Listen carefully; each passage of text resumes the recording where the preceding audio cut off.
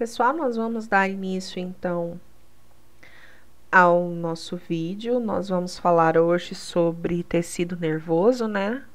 Nas aulas anteriores a gente já falou sobre a introdução à histologia, o que é a histologia em si. Falamos sobre tecido epitelial, tecido conjuntivo, tecido muscular. Hoje nós vamos partir para o tecido nervoso, ok?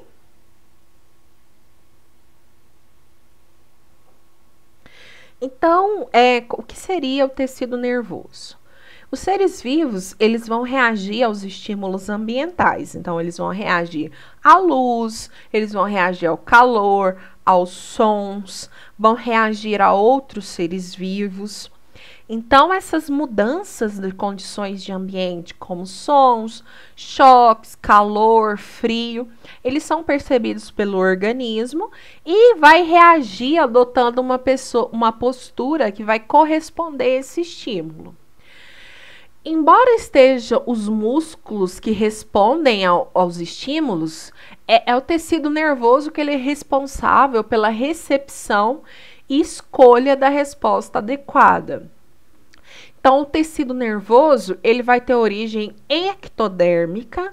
Nele, a substância intercelular, ela é praticamente inexistente. Os principais componentes celulares vão ser os neurônios e as células de glia.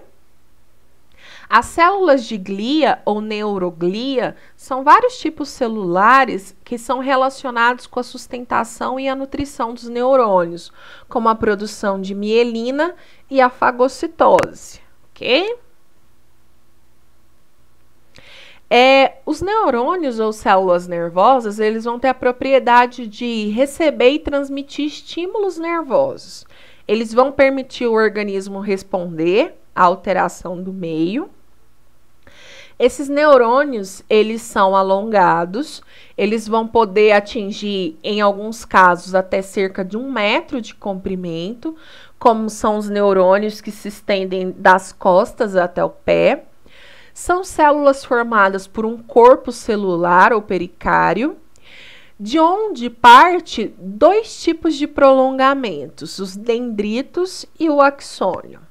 Os dendritos, eles são prolongamentos ramificados da célula, eles vão ser especializados em receber estímulos, que também podem ser recebidos pelo corpo celular. O impulso nervoso, ele sempre vai ser transmitido no sentido dendrito, corpo, axônio, ok? Então, a gente tem aqui uma representação de uma célula nervosa, né, de um neurônio. Aqui a gente vai ter os dendritos, que são prolongações que vão se comunicar com o axônio. Aqui a gente tem o corpo celular, que é a célula propriamente dita, o núcleo, onde vai ter a informação genética, e o axônio, que começa aqui nesse prolongamento. Esse axônio, ele é recoberto pela bainha de mielina, que é uma capa gordurosa, que vai ser responsável por isolar esse neurônio e permitir a propagação do impulso. Aí, o que vai acontecer? Quando um neurônio, ele se encontra com o outro, vai acontecer a transmissão em cadeia do impulso nervoso.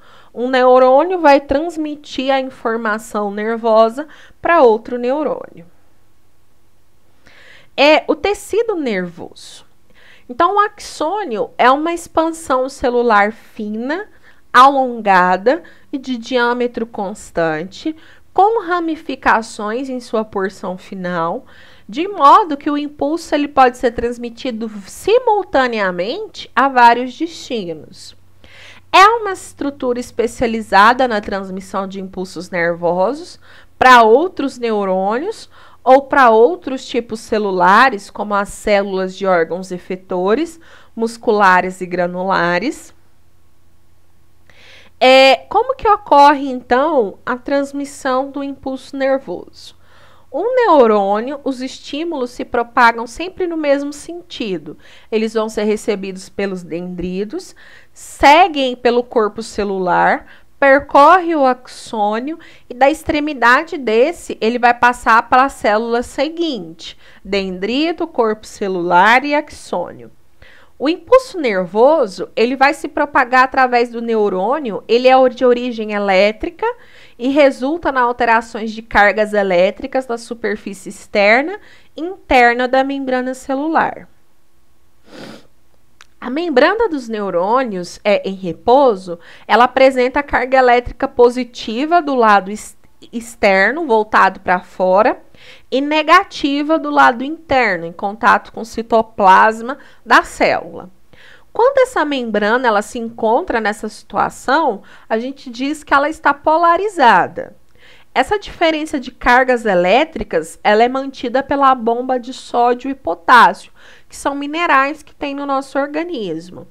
Assim separadas, as cargas elétricas, elas vão estabelecer uma energia elétrica potencial através da membrana. O potencial de membrana ou potencial de repouso, ele vai ser a diferença entre as cargas elétricas através da membrana. Então, eu tenho aqui demonstrando um neurônio, as cargas positivas estão do lado de fora, as cargas negativas do lado de dentro. Então, o sódio e o potássio, eles vão permitir mudança de carga elétrica, garantindo a propagação do impulso, ok? A transmissão do impulso nervoso de um neurônio para o outro, ou as células de órgãos efetores, é realizado por meio de uma região de ligação especializada que a gente chama de sinapse. O tipo mais comum de sinapse é a química, em que as membranas de duas células ficam separadas por um espaço chamado fenda sináptica. Na porção terminal do axônio, o impulso nervoso ele vai proporcionar a liberação de vesículas, que contêm mediadores químicos, denominados de neurotransmissores. Os mais comuns são a acetilcolina e a adrenalina. Esses neurotransmissores eles vão cair na fenda sináptica e eles vão dar origem aos impulsos nervosos para a célula seguinte. Logo a seguir, os neurotransmissores que estão na fenda sináptica, eles vão ser degradados por enzimas, cessando o efeito, tá? É um efeito rápido. Aqui a gente tem aqui o exemplo, né, do neurônio, ó. Como que vai acontecer a propagação do impulso nervoso. Então, essas regiões aqui, ela está despolarizada e ela vai ser polarizada e vai permitir a propagação do impulso. Tá vendo que houve uma mudança na carga elétrica do neurônio? Essa mudança permite a propagação do impulso nervoso. Assim como as células musculares do coração, os neurônios eles não se dividem mais depois da diferenciação. Então, eles são células que são altamente especializadas, pessoal. São células muito diferenciadas que as células normais elas não conseguem se reproduzir depois disso. Desse modo, se forem destruídos, eles não são repostos. No entanto, os prolongamentos dos neurônios podem, dentro de certos limites, sofrer regeneração, desde que o corpo celular ele não tenha sido destruído. Por exemplo, quando um axônio ele é cortado acidentalmente, o que ocorre, por exemplo, no caso de ferimentos na pele, a região que fica ligada ao corpo celular, ela é chamada de coto proximal, e a que fica separada, ela é chamada de coto distal.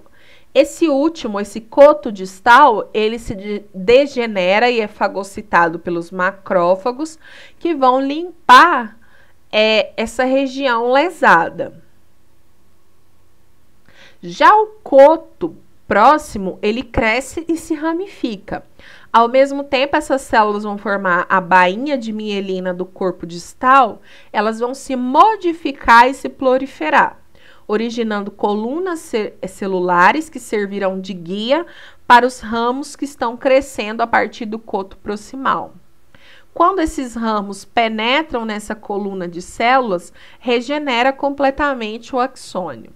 Então, quando o espaço entre o coto proximal e o distal é muito grande, ou quando ocorre uma amputação, os ramos eles vão se crescer desordenadamente, entrelaçando e formando uma estrutura muito sensível à dor, chamando de neuroma de amputação, tá? Meninos, vamos começar a correção da nossa apostila? Então, questão número 1. O que é um tecido? Então, o tecido ele é um aglomerado de células, né? Que elas vão ter as mesmas características morfológicas e fisiológicas que vão desempenhar uma determinada função. Esse tecido, as células, elas vão trabalhar em conjunto, tá? Então, nesses tecidos, as células, elas vão se trabalhar em conjunto. Uma célula, ela vai depender da outra, elas vão produzir compostos químicos, substâncias químicas que vão auxiliar, que vão determinar a função desse tecido.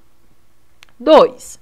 Como a diferenciação de tecidos está relacionada com o ambiente terrestre? Gente, por exemplo, o tecido epitelial. O tecido epitelial ele foi fundamental para conquista do ambiente terrestre. Por quê? Porque ele protege o organismo contra os efeitos do sol, protege contra a desidratação, protege contra choques mecânicos, protege contra substâncias químicas. Então, esse tecido, a epiderme, o tecido epitelial, ele foi fundamental para a conquista do ambiente terrestre. Sem ele, não seria possível a sobrevivência desses seres, ok? Número 3. Como os tecidos eles são formados? Esses tecidos eles são formados através dos folhetos germinativos. Quando acontece lá a fecundação, a célula ovo ou zigoto, ela vai começar os primeiros estágios de divisão. E quando ela está com um certo número de células, 32, 64 células, vai começar a diferenciar os folhetos germinativos, os tecidos germinativos. E esses folhetos germinativos, eles são 3. Que é o ectoderma, que fica da parte de fora do blastocisto, o mesoderma, que é a camada do meio, e o ectoderma, que é a camada mais externa. A partir desses 3 folhetos embrionários, são produzidos todos os demais tecidos. Então, são produzidos tecidos conjuntivo, tecido epitelial, tecido nervoso, tecido muscular. Ok? Então, todos os tecidos que compõem o corpo humano, eles foram formados a partir desses folhetos germinativos, que é o ectoderma, o mesoderma e o endoderma. Ok? Então, na aula de hoje, a gente falou sobre tecido nervoso e fizemos a correção dos 3 primeiros exercícios da apostila. Ok? Caso vocês tenham alguma dúvida, pessoal, vocês perguntem. Sobre o tecido nervoso, eu espero que tenha ficado claro que ele é um tecido altamente especializado e que essa regeneração ela é muito lenta e ela é muito limitada. Não vai ser todo o tecido que vai conseguir ser regenerado. Então, problemas, doenças como AVC, ou lesões no cérebro trazem sequelas graves justamente por isso, porque é uma região de difícil regeneração. Então, as sequelas de um processo de degradação dessas células tende a ser permanente, ok? Espero que não tenha ficado dúvidas. Caso tenha ficado alguma, pode perguntar na próxima aula ou lá no fórum, ok? Bons estudos para vocês.